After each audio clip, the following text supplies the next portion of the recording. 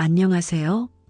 오늘은 15년 전 남편의 외도로 이혼 후 혼자 외롭게 살아가던 한 여인의 사연을 전해드리겠습니다. 저는 올해 62입니다.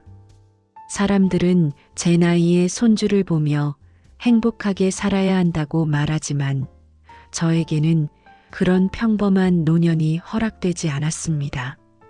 아니, 제가 스스로 그 길을 포기했다고 말하는 게 정확하겠네요. 15년 전 저는 25회를 함께한 남편과 이혼했습니다. 이유는 간단했습니다. 외도였습니다. 그것도 제 친구와의 외도였죠. 배신은 2겹이었고 수치심은 3겹이었습니다. 동네 사람들의 수군거림, 시댁의 차가운 시선, 그리고 무엇보다 제 자신을 바라보는 제 눈빛이 가장 견디기 힘들었습니다. 시간이 모든 걸 해결해 줄 줄 알았습니다. 상처는 아물고 기억은 흐려지고 분노는 체념으로 바뀔 거라 믿었습니다. 실제로 그렇게 되기도 했습니다. 15년이라는 시간은 제게 차분함을 주었고 소소한 일상에서 평화를 찾는 법을 가르쳐 주었습니다.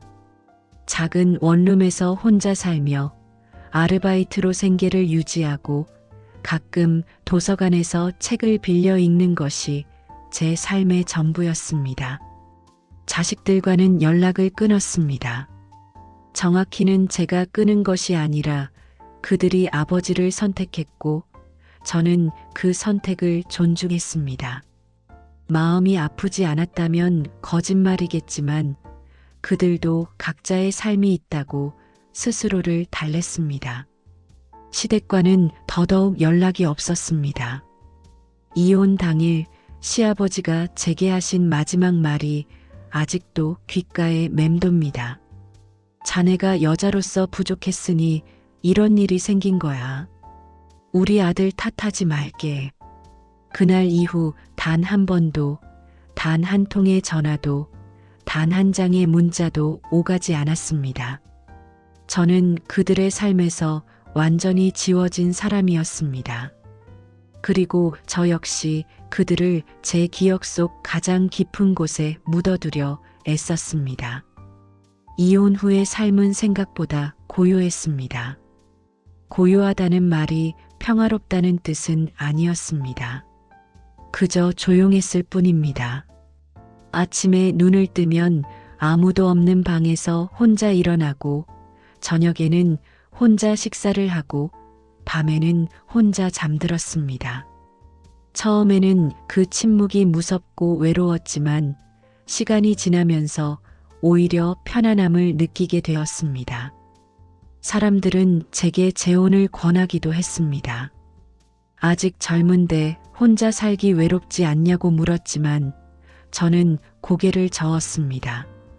한번 무너진 신뢰를 다시 쌓을 자신이 없었습니다. 누군가를 다시 믿는다는 것, 제 삶을 다시 누군가와 나눈다는 것이 두려웠습니다. 그렇게 10년이 흘렀습니다. 가끔 길을 걷다 비슷한 또래의 부부를 보면 가슴 한편이 시렸지만 금방 고개를 돌렸습니다. 과거는 과거일 뿐 지금의 제 삶과는 무관한 일이라고 스스로를 다독였습니다. 그러던 어느 날이었습니다. 가을이 깊어지던 10월의 어느 오후 저는 동네 슈퍼에서 아르바이트를 마치고 집으로 돌아가는 길이었습니다. 주머니 속에서 휴대폰이 울렸습니다. 모르는 번호였습니다. 요즘 워낙 스팸 전화가 많아서 받지 않으려다가 혹시나 하는 마음에 전화를 받았습니다. 여보세요? 수화기 너머로 들려온 것은 낯설지만 동시에 낯익은 목소리였습니다. 거칠고 쉰 목소리, 힘없이 떨리는 말투. 제 심장이 멎는 것 같았습니다. 며느리 나야. 나 시아버지였습니다. 15년 만에 듣는 그 목소리는 제가 기억하던 것과 너무나 달랐습니다. 예전에 시아버지는 카랑카랑하고 단호한 목소리로 집안을 이끌던 가부장이었습니다. 그러나 전화기 너머의 목소리는 약하고 떨리며 무언가에 쫓기는 듯 다급했습니다. 며느리, 시간 좀 내줄 수 있나? 저는 한동안 아무 말도 할 수 없었습니다. 뇌리에는 15년 전의 그날이 떠올랐습니다. 이혼 서류를 작성하던 날 시아버지가 차갑게 내뱉던 그 말들. 자네가 부족했기 때문이라는 말. 우리 가족에게 더 이상 폐를 끼치지 말라던 말. 무슨 일이십니까? 제 목소리는 생각보다 담담했습니다. 오히려 그게 다행이었습니다. 감정이 북받쳤다면 말을 잇지 못했을 테니까요. 꼭 만나야 할 일이 있어. 제발 한 번만 봐줄 수 없겠나? 왜요? 15년 동안 단 한 번도 연락하지 않으시더니 갑자기 왜 저를 찾으시는 겁니까? 시아버지는 잠시 침묵했습니다. 수화기 너머로 그의 거친 숨소리가 들렸습니다. 전화로는 말하기 어려운 일이야. 부탁이다. 너여야만 해. 꼭 너여야만 한다고. 저는 웃음이 나왔습니다. 쓴웃음이었습니다. 15년 전에는 제가 필요 없다고 했던 사람이 이제 와서 저여야만 한다니요. 죄송하지만 저는 이미 그 가족과 아무 상관없는 사람입니다. 부탁하실 일이 있으시면 아드님께 하십시오. 그 아이한테는 말할 수가 없어. 그래서 내게 전화한 거야. 전화를 끊으려던 제 손이 멈췄습니다. 아들에게 말할 수 없다니 그게 대체 무슨 뜻일까요? 무슨 말씀이신지 모르겠습니다. 제발이다. 내일이라도 만나줄 수 없겠나? 나 이제 시간이 별로 없어. 그 말에 제 가슴이 철렁 내려앉았습니다. 시간이 없다니 그럼 혹시 건강이 안 좋으신 겁니까? 말로는 설명이 안 돼. 꼭 만나서 이야기해야 해. 부탁이야, 며느리. 며느리라는 호칭이 이상하게 가슴에 와닿았습니다. 15년 전 그날 이후로 저는 이미 며느리가 아니었는데 그는 여전히 저를 그렇게 불렀습니다. 결국 저는 만나기로 했습니다. 궁금했기 때문일까요? 아니면 마음 한편에 남아있던 미련 때문이었을까요? 저 자신도 잘 모르겠습니다. 다만 한 가지 확실한 것은 그 전화 한 통이 제 평온했던 15년을 흔들어 놓았다는 것입니다. 약속 장소는 조용한 찻집이었습니다. 시아버지가 정한 곳이었습니다. 저는 약속 시간보다 10분 일찍 도착했습니다. 긴장된 마음에 차라리 일찍 가서 마음을 정리하는 게 나을 것 같았습니다. 시아버지는 제가 도착하고 5분 후에 나타났습니다. 문이 열리고 그가 들어오는 순간 저는 숨을 삼켰습니다. 15년 전에 그는 건장하고 위험 있는 모습이었지만 지금 제 앞에 선 사람은 허리가 굽고 얼굴이 수척한 노인이었습니다. 오래 기다렸나? 아니요, 방금 왔습니다. 그는 천천히 제 맞은편에 앉았습니다. 한동안 우리는 침묵했습니다. 무엇부터 말해야 할지 몰랐고 어디서부터 시작해야 할지 알 수 없었습니다. 많이 늙었지? 시아버지가 먼저 말을 꺼냈습니다. 저는 고개를 저었습니다. 세월이 흐른 만큼 자연스러운 거 아니겠습니까? 너도 그렇고 15년이면 강산도 변한다는데 사람이야 말할 것도 없지. 시아버지는 가방에서 봉투 하나를 꺼냈습니다. 낡고 누렇게 바랜 봉투였습니다. 이걸 보여주려고 널 부른 거야. 저는 조심스럽게 봉투를 받았습니다. 봉투 안에는 여러 장의 서류와 사진이 들어 있었습니다. 저는 천천히 그것들을 꺼내 보았습니다. 첫 번째 사진은 제가 결혼하던 날의 사진이었습니다. 하얀 웨딩드레스를 입고 밝게 웃고 있는 저와 옆에서 다소곳이 서 있는 남편의 모습, 그리고 뒤에서 흡족한 표정으로 지켜보던 시부모님의 모습. 두 번째는 아이들이 어렸을 적 사진이었습니다. 돌잔치, 유치원 입학식, 초등학교 운동회. 제가 직접 찍었던 사진들이었습니다. 어떻게 이 사진들이 시아버지 손에 있는 걸까요? 세 번째는 서류였습니다. 부동산 등기부등본이었습니다. 저는 눈을 의심했습니다. 명의인은 저였습니다. 이게 무엇입니까?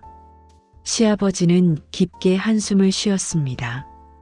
그게 15년 전 내가 이혼할 때 내 명의로 바꿔놓은 거야.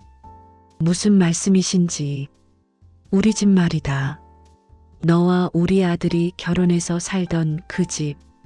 이혼하기 직전에 내 명의로 바꿔놨어. 저는 이해할 수 없었습니다. 이혼할 때 저는 아무것도 가져가지 않았습니다. 집도 돈도 심지어 제가 모아둔 적금까지 모두 두고 나왔습니다. 다만 아이들이 평안하게 살 수 있기를 바랐을 뿐입니다. 왜 그런 일을 하셨습니까? 그게 말이다. 시아버지는 말을 잇지 못했습니다. 그의 눈가에 눈물이 맺혔습니다. 평생 울음을 보인 적 없는 사람이 눈물을 흘리고 있었습니다. 시아버지는 한참을 말을 잇지 못하다가 결국 떨리는 목소리로 말을 이어갔습니다. 15년 전 우리 아들이 그 일을 저질렀을 때 나는 분노했어. 25해를 함께한 아내를, 두 아이의 어머니를 배신하다니. 하지만 내 입에서 나온 말은 달랐지. 너도 기억하겠지. 내가 부족했기 때문이라고 말했어. 저는 고개를 끄덕였습니다. 그 말은 평생 잊을 수 없는 말이었습니다. 그건 거짓말이었어. 네, 나는 내 편을 들고 싶었어. 너만큼 현명하고 착한 며느리가 어디 있겠나. 하지만 그럴 수가 없었어. 내 아들이기 때문에. 아버지로서 아들 편을 들어야 한다고 생각했지. 시아버지의 목소리는 점점 잠겼습니다. 하지만 그날 밤 나는 결정했어. 내가 할 수 있는 최소한의 일을 해야겠다고. 너에게 집이라도 남겨주어야겠다고. 그래서 제 명의로 바꾸신 겁니까? 그래. 나는 우리 아들에게 말했지. 어머니 명의로 집을 바꾸겠다고. 그리고 내 이름으로 바꿔놨어. 우리 아들은 그 사실을 몰라. 지금도 저는 머릿속이 복잡했습니다. 15년 동안 저는 시아버지를 원망했습니다. 그가 아들 편만 들었다고, 저를 내쳤다고 생각했습니다. 하지만 그는 그의 방식대로 저를 지키려 했던 것입니다. 그런데 왜 이제 와서 이 말씀을 하시는 겁니까? 시아버지는 또 다른 서류를 꺼냈습니다. 병원 진단서였습니다. 췌장암 말기. 제 손이 떨렸습니다. 나 이제 시간이 얼마 안 남았어. 3달, 길어야 반년이라는구나. 그동안 이 비밀을 지켜왔어. 내가 그 집에 대해 몰랐고 우리 아들도 몰랐지. 하지만 이제 말해야 할 때가 온 것 같아. 내가 죽고 나면 이 진실을 내게 전할 사람이 없거든. 저는 말문이 막혔습니다. 제가 원망했던 사람이 사실은 제 편이었다는 사실을. 그가 감춰왔던 비밀이 이렇게 무거운 것이었다는 사실을. 하지만 그게 다가 아니야. 더 있습니까? 시아버지는 깊게 숨을 들이쉬었습니다. 우리 아들 말이다. 그 일 이후로 인생이 망가졌어. 시아버지는 천천히 이야기를 풀어놓았습니다. 제가 집을 나간 후 전 남편의 삶이 어떻게 흘러갔는지를. 처음에는 그 여자와 잘 지내는 것처럼 보였어. 내 친구 말이야. 하지만 1년도 채 안 돼서 헤어졌지. 그 여자는 다른 남자를 만났고 우리 아들은 혼자 남았어. 그때부터였어. 술을 마시기 시작한 게. 처음에는 가끔씩이었는데 점점 심해졌지. 일도 제대로 못하게 되고 회사에서 잘렸어. 새 직장을 구했지만 오래 다니지 못했어. 술 때문에. 시아버지의 목소리는 점점 낮아졌습니다. 아이들도 너와 연락을 끊은 걸 후회했어. 특히 큰애가 얼마 전에 나한테 와서 울면서 물었어. 엄마 연락처를 알 수 없냐고. 엄마한테 용서를 빌고 싶다고. 제 가슴이 미어졌습니다. 아이들. 제가 평생 그리워한 아이들. 하지만 나는 연락처를 몰랐어. 내가 번호를 바꾸고 연락을 끊었으니까. 간신히 찾은 게 지금 이 번호야. 수소문에서 알아냈지. 아이들은 잘 있습니까? 아들은 대학을 졸업하고 회사에 다니고 있어. 딸은 결혼했고 지난달에 아이를 낳았어. 손주. 저에게 손주가 생긴 것입니다. 딸애가 아이를 낳고 나서 제일 먼저 한 말이 뭔지 아나? 할머니가 보고 싶다였어. 자기 엄마가 보고 싶다고. 엄마가 곁에 없는 게 너무 힘들다고 울었어. 저는 눈물을 참을 수 없었습니다. 15년 동안 꾹꾹 눌러 담았던 감정이 한꺼번에 터져 나왔습니다. 그리고 우리 아들 말이다. 지금 요양병원에 있어. 네, 강경화야. 술 때문에. 의사 말로는 이식을 받지 않으면 1년을 못 넘길 거라는구나. 저는 숨이 막혔습니다. 한때 사랑했던 사람이 제게 상처를 준 사람이지만 그래도 25해를 함께한 사람이 죽어가고 있다니. 하지만 그게 끝이 아니야. 시아버지는 또 다른 서류를 꺼냈습니다. 이번에는 유전자 검사 결과지였습니다. 우리 아들, 간 이식을 받으려면 기증자가 필요한데 가족 중에서는 맞는 사람이 없었어. 그래서 광범위하게 검사를 했지. 그리고 발견했어.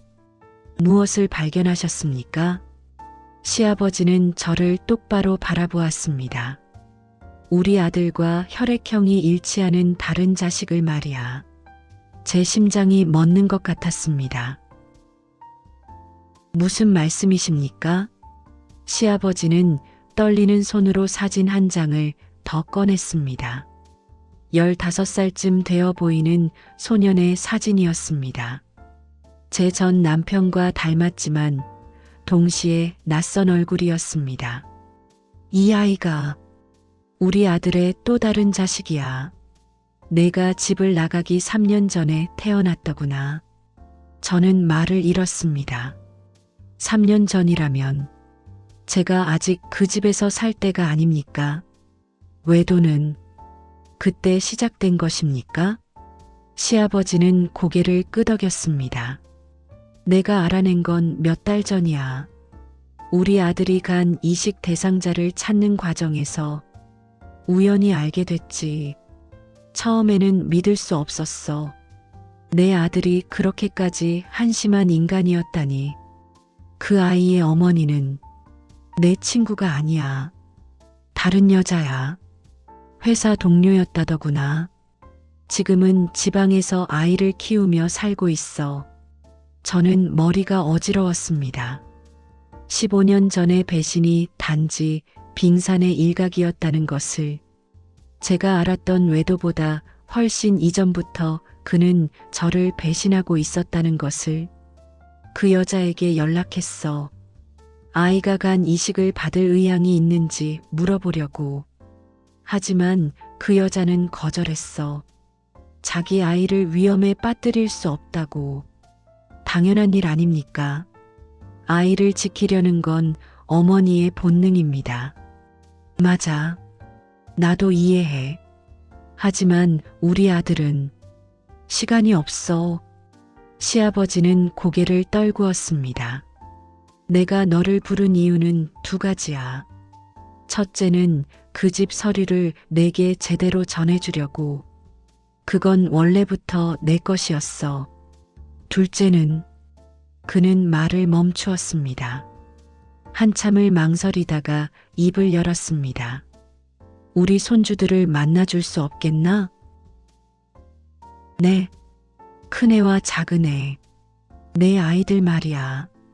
걔들이 너무 너를 보고 싶어 해. 특히 딸애가. 아이를 낳고 나서 엄마 없이는 못 살겠다고 매일 울어. 저는 울컥했습니다. 15년 동안 보지 못한 아이들. 제 품에서 떠나보낸 아이들. 하지만 제가 무슨 낯으로긴. 넌 아무 잘못도 없어. 잘못한 건 우리 아들이고 나고 아이들이지. 널 버린 우리가 잘못한 거야. 시아버지는 손으로 얼굴을 가렸습니다. 그리고 흐느끼기 시작했습니다. 15년 동안 미안했어. 정말 미안했어, 며느리. 너한테 한 짓이 평생 가슴에 돌덩이처럼 남아 있었어. 저는 아무 말도 할 수 없었습니다. 그저 눈물만 흘러내렸습니다. 그날 이후 저는 며칠 동안 잠을 이루지 못했습니다.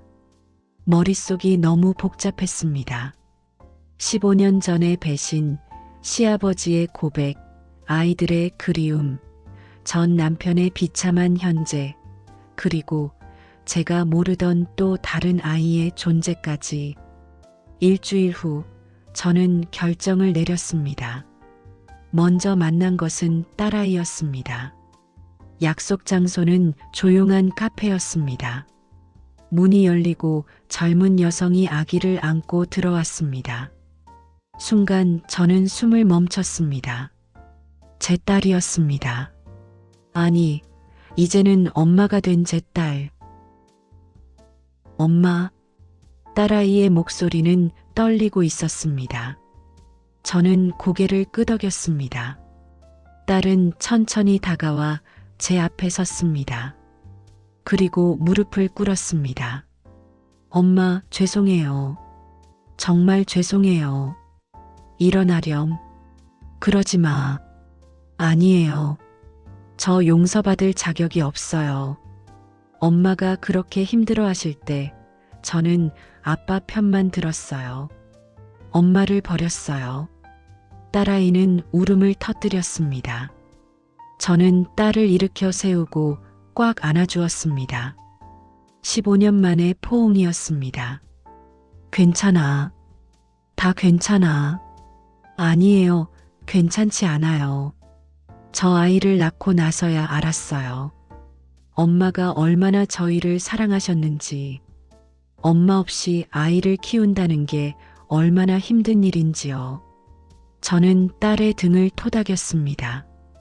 제 품에서 흐느끼는 딸을 느끼며 15년 동안의 공백이 조금씩 메워지는 것을 느꼈습니다. 아이 좀 안아봐도 될까? 딸은 조심스럽게 아기를 제게 건넸습니다. 작고 포근한 아기. 제 손주. 저는 아기를 안고 눈물을 흘렸습니다. 이름이 뭐니? 서연이에요. 엄마 성을 따서 지었어요. 제 가슴이 뭉클했습니다. 딸은 저를 기억하고 있었습니다. 그리고 그리워하고 있었습니다. 엄마, 오빠도 엄마를 만나고 싶어 해요. 그래, 오빠는 잘 지내니? 겉으로는 괜찮은 척하지만 엄마 없이 힘들어 했어요. 남자라서 표현을 못할 뿐이에요. 다음 날 저는 아들을 만났습니다. 이제는 30대 중반이 된 아들. 한때 제 품에 안겨 잠들던 아이가 이제는 저보다 머리 하나는 큰 어른이 되어 있었습니다. 엄마. 아들은 저를 보자마자 눈물을 흘렸습니다. 목소리를 내지 못하고 그저 눈물만 흘렸습니다. 많이 컸구나. 엄마. 죄송해요. 정말 죄송해요. 아들도 딸과 같은 말을 했습니다. 저는 아들의 어깨를 잡았습니다. 아니야. 엄마가 미안해. 너희를 두고 떠나서. 아니에요. 저희가 엄마를 버렸어요. 엄마는 아무 잘못도 없으셨는데. 우리는 한참을 울었습니다. 15년 동안 쌓였던 미안함과 그리움이 눈물로 흘러나왔습니다. 아이들과의 재회는 기쁨과 동시에 새로운 고민을 안겨주었습니다. 시아버지는 제게 간곡히 부탁했습니다. 전 남편을 한 번만 만나달라고. 아이들도 같은 부탁을 했습니다. 아버지가 엄마를 보고 싶어 한다고. 저는 거절했습니다. 여러 번 거절했습니다. 하지만 시아버지의 건강이 급격히 나빠졌고 전 남편의 상태도 위독해졌다는 소식을 들었습니다. 결국 저는 요양병원으로 향했습니다. 병실 문을 열었을 때 저는 그를 알아보지 못할 뻔했습니다. 한때 건장했던 그는 앙상하게 마르고 누렇게 뜬 얼굴로 침대에 누워 있었습니다. 당신이야? 그가 힘겹게 물었습니다. 저는 고개를 끄덕였습니다. 왔구나. 정말 미안해. 그의 목소리는 가늘었습니다. 힘없이 떨리는 목소리였습니다. 너한테 한 짓 변명할 수 없어. 내가 인간 말종이었어. 저는 아무 말도 하지 않았습니다. 그저 그를 바라보았을 뿐입니다. 내가 왜 그랬는지 나도 몰라. 당시에는 그게 사랑인 줄 알았어. 하지만 아니었어. 다 변명이야. 난 그냥 나약한 인간이었어. 그는 숨을 크게 들이쉬었습니다. 너를 잃고 나서야 알았어. 내가 얼마나 큰 걸 버렸는지. 넌 나한테 최고의 아내였어. 최고의 엄마였어. 그런데 난 그는 말을 잇지 못했습니다. 그저 눈물만 흘렀습니다. 아이들이 너를 그리워했어. 매일 밤 내 이름을 불렀어. 특히 딸애가 엄마 없이는 못 살겠다고 울었어. 하지만 난 연락할 수 없었어. 내가 무슨 낯으로. 저는 그의 손을 잡았습니다. 뼈만 앙상하게 남은 손이었습니다. 이제 그만해요. 용서해 줄 수 있어? 저는 한참을 생각했습니다. 용서라는 말이 가진 무게를 곱씹었습니다. 용서는 당신을 위한 게 아니에요. 나를 위한 거예요. 15년 동안 난 당신을 원망하며 살았어요. 그 원망이 날 얼마나 무겁게 짓눌렀는지 당신은 몰라요. 하지만 이젠 내려놓고 싶어요. 그 무게를, 그 분노를. 저는 깊게 숨을 들이쉬었습니다. 용서할게요. 당신을 위해서가 아니라 나를 위해서. 그는 소리 없이 울었습니다. 저도 울었습니다. 15년 동안 쌓였던 모든 감정이 그 순간 흘러나왔습니다. 며칠 후 저는 다시 시아버지를 만났습니다. 이번에는 그의 집이었습니다. 15년 만에 다시 찾은 그 집은 낯설면서도 익숙했습니다. 시아버지는 거실 소파에 앉아 저를 기다리고 있었습니다. 그의 옆에는 변호사로 보이는 사람이 앉아 있었습니다. 와줘서 고맙네. 무슨 일이십니까? 시아버지는 서류 몇 장을 제게 건넸습니다.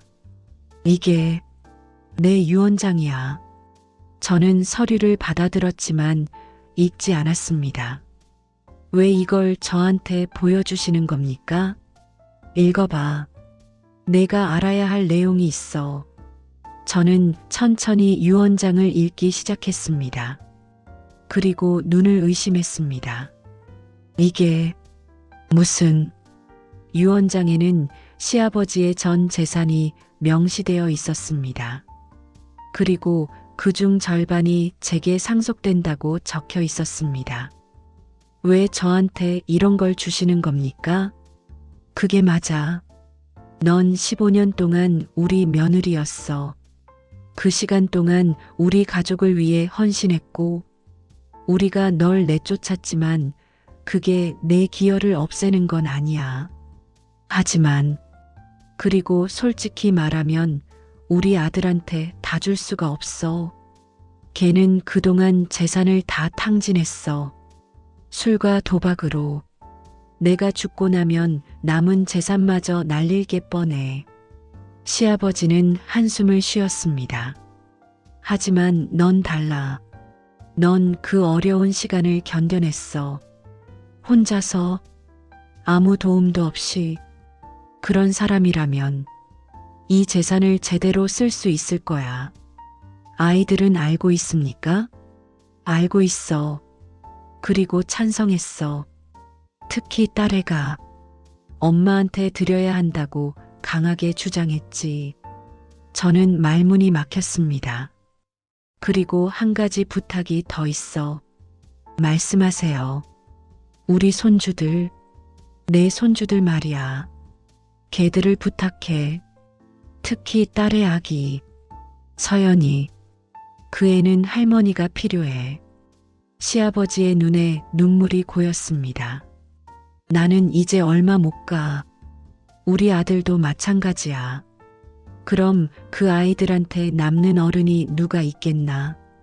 내가 있어야 해. 저는 고개를 끄덕였습니다.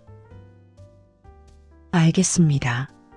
그리고 1년 후, 시아버지는 그로부터 2달 후 세상을 떠났습니다. 조용하게, 평화롭게 눈을 감았습니다. 장례식장에서 저는 제 전 남편을 다시 만났습니다. 그는 휠체어에 앉아 있었지만 얼굴에는 이전보다 조금 더 생기가 돌아 있었습니다. 왔구나. 네. 고마워. 아버지를 마지막까지 지켜줘서.